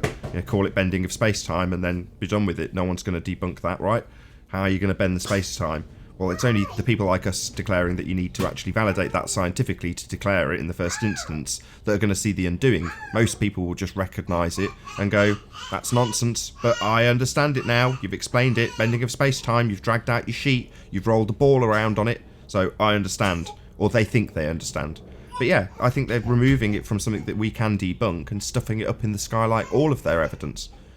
You recognised this a couple of months ago, Anthony. You were saying that why is it that they're always pointing at the sky and we're always pointing at the ground? Or was it Chris? It might have been you, Anthony, I forget.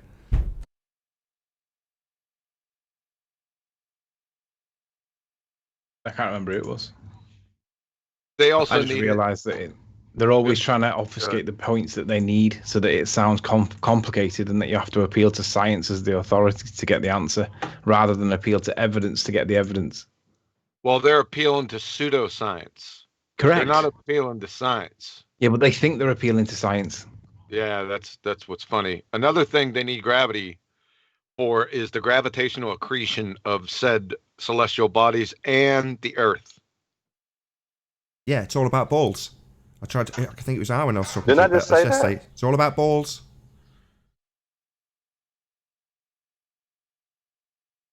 Yeah, I think it was you, Paul, as well. You were involved in that conversation. But yeah, absolutely correct. They need it to make the balls in their bullshit narrative from thousands and millions of years ago. Not only for the orbits, for the actual formation of these planets, so called, right? Yeah, exactly. Gravitational accretion. Which is horseshit. We already went over that in the nebular hypothesis, Big Bang. We're going to do that one again. Coming up here shortly. So what did we talk about on Sunday again, John? Say that one more time. What did we talk about on Saturday, given that this is going out to a Sunday audience? On Ballbusters, we're going to talk about the brain trust of pretender clowns. Yeah, the well, Georgies. one specifically. It's going to be a toe tag because he's already got his toe tag back in the I think it was the 330 range of Flat Earth debates. He's already got his toe tag. He's already done. But You're talking about conspiracy cats. No, but now he's been hoisted up. He's teaching. He's a teacher of the Baltards. Who are you talking about? George. Oh, right. No, not that George. Although that George as well. So on Saturday we pummeled both of the Georges on Ballbusters.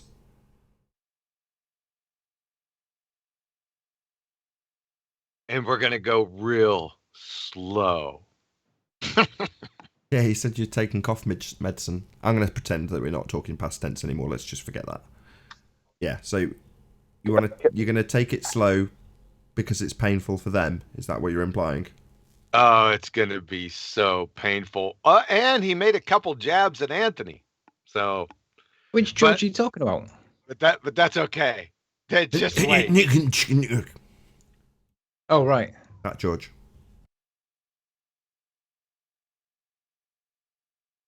They're both going to get a pummeling. Can I but beg a question for a second? George Netanyahu slightly more.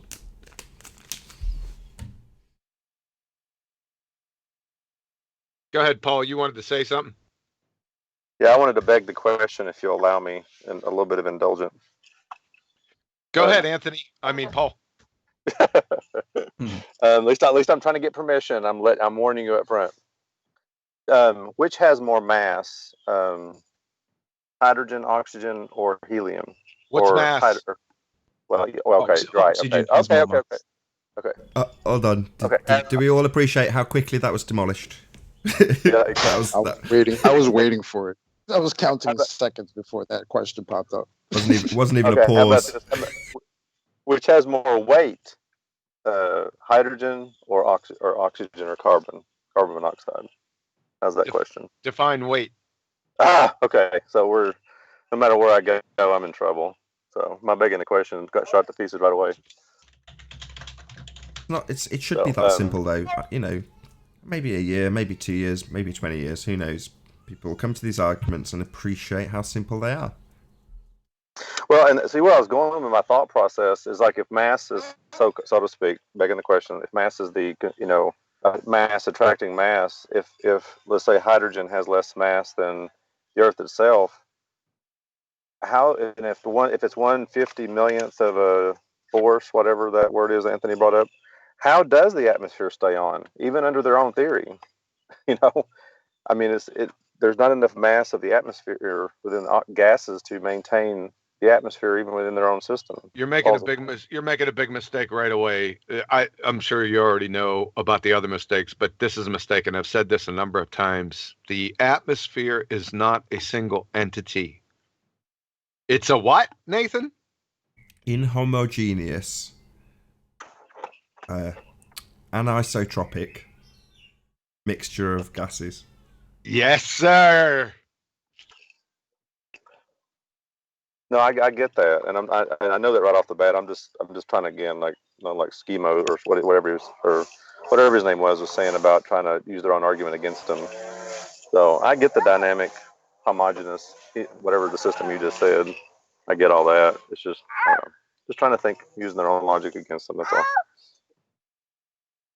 Yeah, they think the atmosphere is like a blanket. This is what it gets down to. They don't even understand just the basic fundamentals of the nature of gases and their behavior.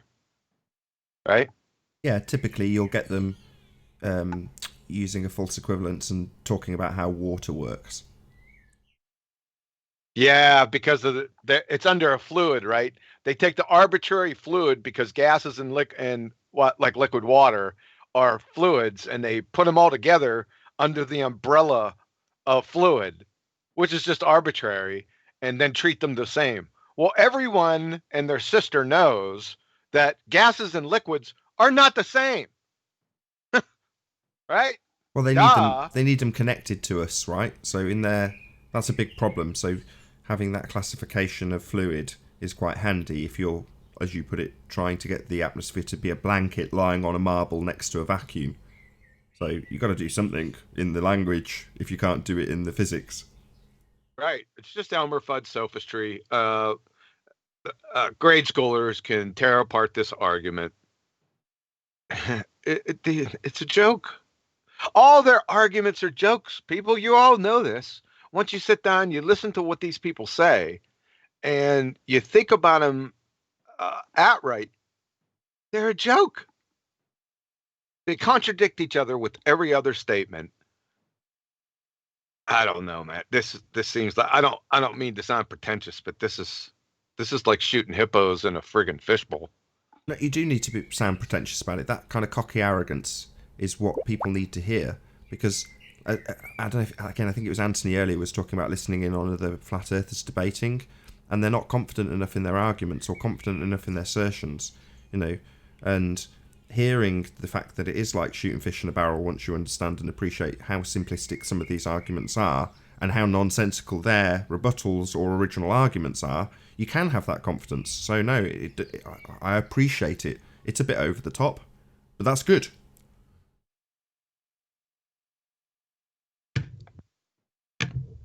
Check out the meme that's in the side chat. Memes in the what we're talking, Skype side chat. Yeah. Okay. Someone's just sent it to me. When the Earth's not a globe, but you think as if it is a globe. Let's just stick that on screen. When the Earth's not a globe, but you think of it as if it's a globe. Look at him dazing into space. It's very good.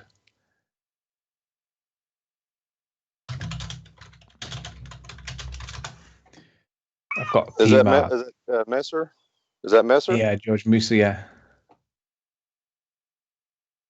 I love it. It's really good. They should take out when off the top. The Earth's not a globe, but you can think of it as a globe. They need to change that because it's but he's thinking, isn't he? He's dazing into space. That's what I think it's right. I think he's got it right. I don't. It's a little squirrely. I've got PMARS continuously trying to join this hangout that I still won't leave, stopping him from joining. You could have the moment when you realise the Earth's not a globe, but you can think of it as if it's a globe. But yeah, it would be much more concise to just drop the when. The Earth's not a globe, ... But you can think of it as if it's a globe. Yeah. Yep. Who made that, Anthony? Go tell him. His name's Ross. I'll ask him, can he...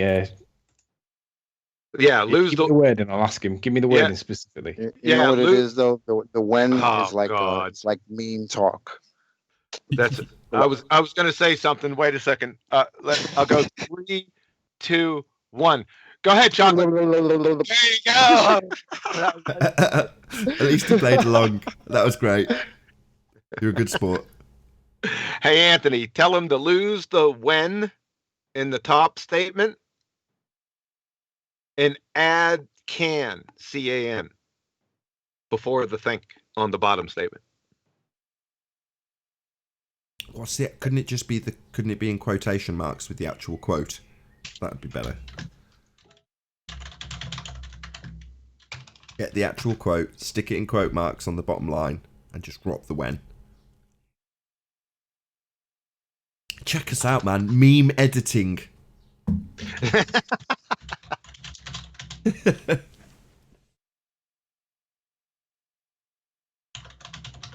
So, any other incredible stupidness anyone's heard in the past 2 days?